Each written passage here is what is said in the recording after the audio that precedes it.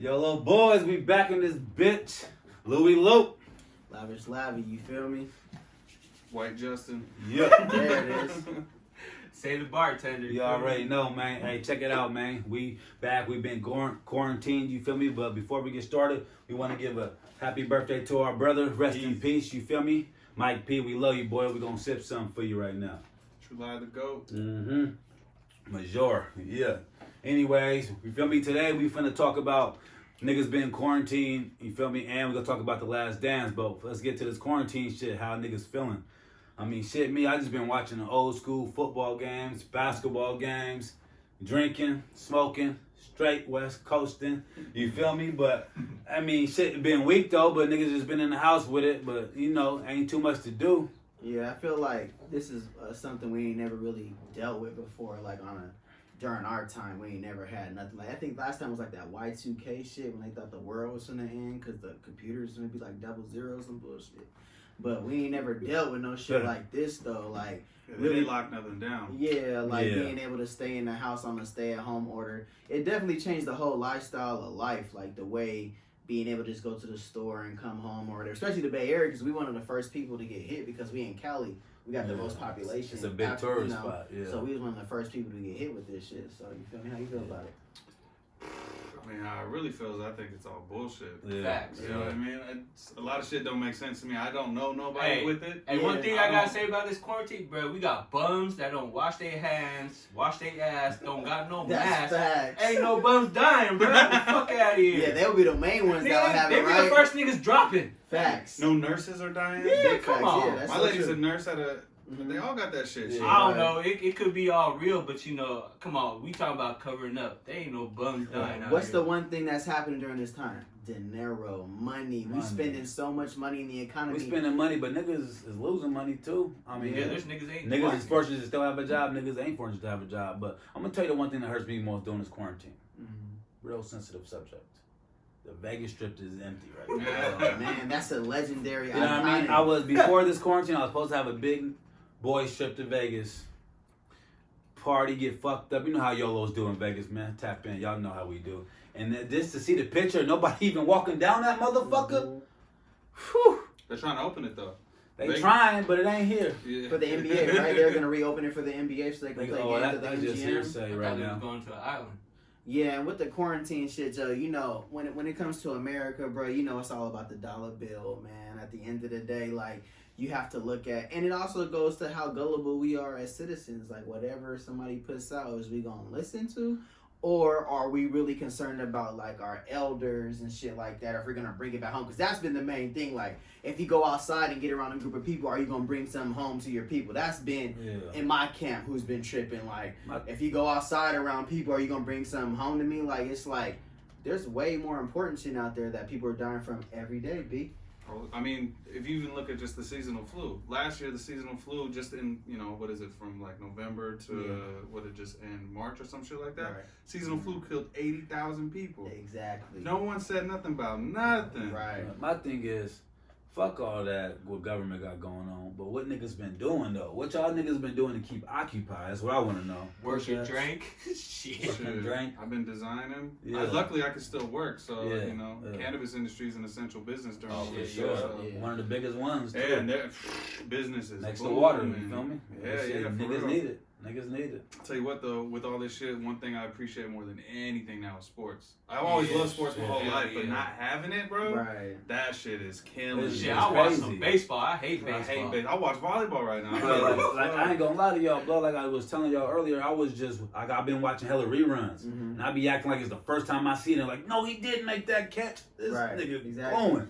But I was like, just been watching, just checking niggas' stats when back in the day. Like I just been watching hella games and shit though. It's a good time to catch up on people who you didn't get an opportunity to grow up watching, like Larry Birds, the Joe Montanas, the John Elways, the Michael Jordans, the Patrick Ewings, like people who you didn't grow up watching. This is an opportunity to go back, check the archive, and see, because we're so caught up in the relevancy of today, you don't get to see the greatness of people who was 30 years before you, 20 years before. I feel like sometimes the youth can get real disrespectful on people who was before them and who passed the torch down to people. There's really some great athletes in all sports like that we never got a chance to really see until today and really be able to approach them with a sense like he was really raw because you get to see footage now. Now you can go back and tap in. You know, when this shit wasn't happening, we were so used to like what's going on right now in the NBA, like who's gonna make the playoffs, the Lakers, the Clippers, all that You can't shit. be mad at that. That's You know relevant. what I mean? That's what's relevant. But Hell yeah. I mean, this quarantine shit. Hopefully, this shit over soon. Hopefully, everybody's safe. But you know, at the end of the day, it's one big thing everybody talking about right now. You feel me? You feel me? Michael Jordan, The Last Dance. If you ain't watching it, then you missing out. Everybody catching up on that. We watched the first. We can only talk about the first 4 episodes. You feel me?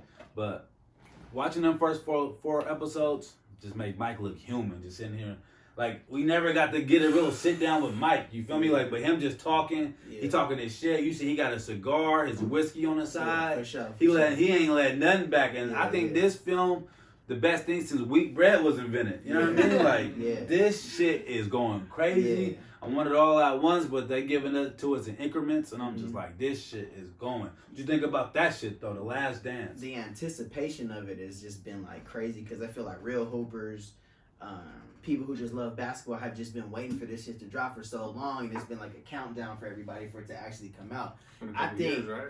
yeah, it's definitely been a couple years. It's just been Michael Jordan. You're getting able to realize how there's like a president, and then there's like Michael Jordan. He was greater than life when he was around, bro. Like he was on all the commercials. He was life, like, and it was just crazy. Now you get to see a household name that our parents grew up on, that our uncles and aunties and we were younger grew up on, to see him in his greatness, and you get to compare him to today, to the people who are called the GOATs today. You get to see what it's really like to be that tapped in, that locked in, because you got to look at Phil. You got to look at his transition from having to go from a rookie to having to beat the Pistons to having to get past that hump. That's where we're at now, episode 1 through 4, basically. You know what I'm saying? So I think the greatness of Michael Jordan has been on display. What you think?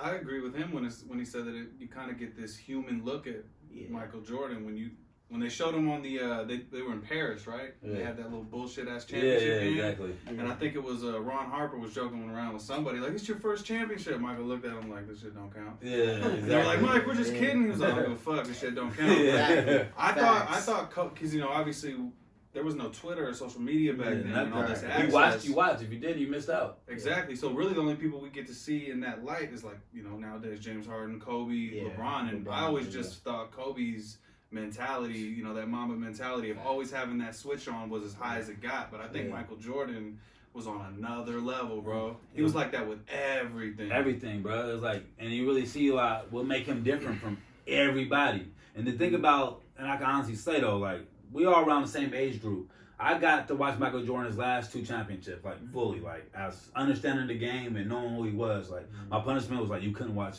Michael Jordan game. Right, exactly. But now seeing actually what's really going on, Exactly. I didn't even like all that beef with the GM. They want to split the team up and what he actually had to go through and how raw he was in college. Like it was just all hearsay. You see a couple clips, but now I'm like understanding like this. He was really now. It make me put him on a bigger pedestal. The prime example is to put into point to where like they were trying to win that game and they subbed Michael out because they were trying to tank the season to get that He was next year only draft 7 pick. minutes a half. He was allowed. Yeah. And it's He like still averaged more than niggas. it just shows you to the politics of sports in Well, it's a general. business still, It's you a know what I mean? business, They yeah. wanna make It money, enlightens yeah. you to like the business aspect of it, to where you have a competitor who will die to win. Yeah. He'll die to win, but you have a owner telling him like you can't get in the game because we're trying to tank the season to get the lottery pick, and they show that on camera. Most people would never expose that, you feel me, out there, but that was enlightening to me. I'm like, oh, it's a real show. And what was that? That was his second season, right?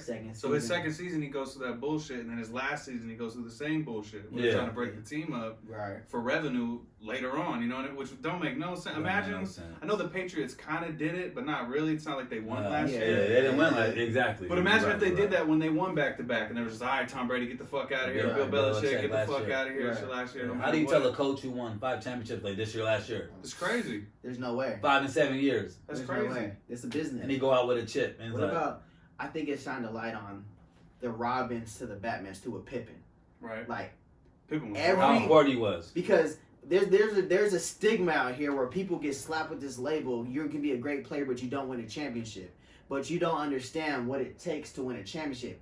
That Batman needs that Robin. That Robin needs that third Avenger. That third Avenger needs that fourth team. Like, it takes a team. So Pippen really got to like this, during the season. To Michael Jordan. It just shined on a light that how great Scottie Pippen was. You could see they were struggling early in the season without him. Mm-hmm. And the way they were treating him with ownership and shit, it just goes to show, like, all right, is y'all going to really be able to make it without me? So it goes to show you the leverage that the NBA players now in 2020 have. You see these people making these super teams. They're structuring their deals to where they ain't got to go what Pippen did. 7 years, $18 million, was it? Crazy. 7 years, $18 million. So now you got people putting clauses in their contracts to where after the third year have an option to go explore a different team. That's why you see these people linking up and all that. You know what I'm saying? Do you think this should hurt? I've seen this on Twitter. This little debate. Do you think this is hurting Michael Jordan's legacy, or is it making it? You know what I mean? Because greater because it was not one, but like a couple individuals. Now it's teams, like a pack of people trying to win championships instead of just individuals. But you really get to see how raw Pippen was. I didn't know that Dennis Rodman was averaging like 17 rebounds every year, bro. Facts. That was his life. I had no idea he was doing. That's big, bro. And locking down. I think back in the old days, they like real life took their job. Like all you do is get rebounds. This is all you do, and they loved it. But nowadays, everybody I want to shoot 30 right now. Like, but for me, like I said, it made me put him on a bigger pedestal because I got to see what he actually got to do in them years. I wasn't born when Michael Jordan got into the league, bro. Like I said, when I actually started understanding basketball, it was when he beat the Utah Jazz back-to-back in them championships. Right. So I didn't get to watch Michael Jordan's whole career. Right. But for sure, I knew about him when I was younger because you hear his name, MJ, the shoes. I had the shoes before I even knew who he was. Yeah. So, but watching what he did, like, when he only, like we were just talking about earlier, when he had to only get played 7 minutes a half, he was averaging more in 14 minutes than boys averaged the whole game. Damn. He was a monster, bro. Facts. Like, he was averaging 20 like in 14 minutes. Like, he would go in and light it up. Facts. And he came in the league and they knew from day one he was a different species. And for me, people were like, oh, you got to appreciate the generation. He could play in any generation to me. Yeah. His athleticism, the way he hang in the air. Mm-hmm. Isn't that what separated him from everyone else that he played with? For sure. He was like that guy. No one else was athletic like that. You know what I mean? He could just do whatever he wanted. And it's just like, I appreciate him much more. But then, like, I'm gonna say my favorite moment from watching the first 4 episodes for sure. Like, let's go around and think what y'all thought y'all favorite moment was. Mine's is knowing that Dennis Rodman was a boss, a real YOLO boy. Shout out Dennis Rodman. When he told Phil Jackson he didn't been a good boy for long enough, he needed to go. Where did he need to go? Vegas. And Michael's such a boss. Phil Jackson couldn't make a decision on his own. He had to call Michael in there. So Dennis could ask him permission. Like, Mike, Scottie back now. I've been a good boy. I need my issue. Right. Let me get out of here. And you know what? Me not ever see. I'm no shit knowing like that. I'll fucking fuck with Dennis Rodman 10 times more now. Right. He go to Vegas during the middle of the season. They get blazed. It came back in shape. And I ran all of them. Right, exactly. That's my favorite moment of the whole. I mean, it's all about Mike and his great moments, but I ain't gonna lie, that shocks the fuck out of me. What coach you know will let? That feels great for that. For knowing what his player needed to come back and still win the ship that season. Right. That is just pure great. But that's my favorite moment. That's YOLO boy. Shout out Dennis Rodman. Holla at me, boy. Go to Vegas with us. I think Michael explaining that he had won the scoring title a couple years in a row. That's your favorite moment? Yeah. I feel like him winning the scoring title a couple years in a row, but him losing at the end of the season to the Pistons and the Celtics, to see him sitting on the bench when they showed them still moments of him just staring and how you could see how locked in and focused he was on the game of basketball to how much it meant for him to get over the hump.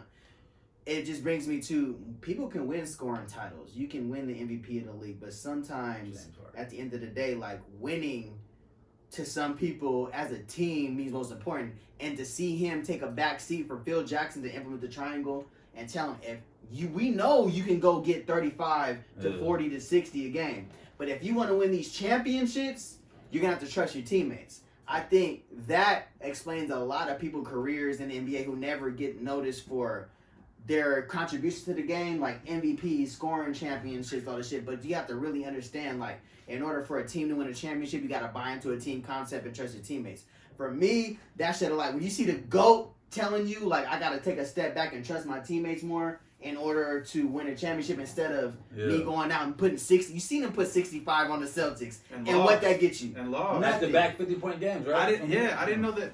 I didn't know that he lost those games. Yeah. I always knew Mike, Mike Cook and Larry Bird. I always knew that he did that. He dropped 63 or whatever. He lost. I didn't know they fucking lost. I think they swept them 3-0, right? 3-0. Why? Because it was a great team. And a team will beat an individual player all day. But what's the game plan? Let him go out and get 60. In our generation, we see that all the time. But LeBron, the Spurs. Exactly. I mean, LeBron was great. He went against the Spurs.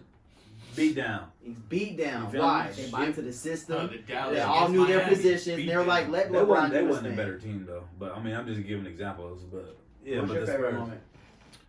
I don't know if I have a favorite moment, but I so really... Far? I know you waiting on that Kobe, though. I know you waiting on that tomorrow, Kobe. I already know it's going to be tomorrow. That's going to be hard to watch, but I'm looking forward to that. I want to see, because I didn't know their relationship was so tight until Kobe passed away. And until Michael at the funeral. Mike at the funeral, I was like, oh, that's his real brother. Yeah. He lost it. You know what I mean? So I'm looking forward to that. I'd say...